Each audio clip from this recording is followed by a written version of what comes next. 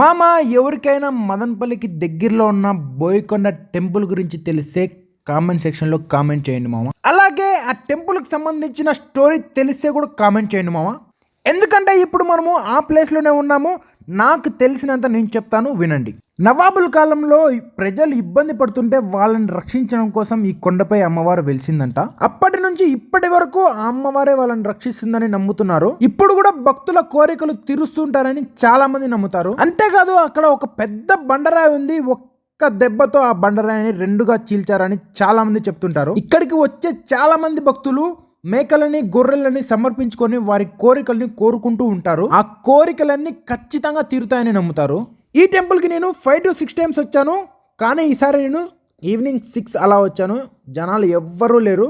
చాలా బాగా జరిగింది దర్శనం మాత్రం. ఎవరైనా చూడని వాళ్ళు ఉంటే ఖచ్చితంగా ఒకసారి విజిట్ చేయండి మామ. ఈవినింగ్ టైంలో వచ్చాం కదా మామ, కొండపైన క్లైమేట్ అదిరిపోయింది మామ.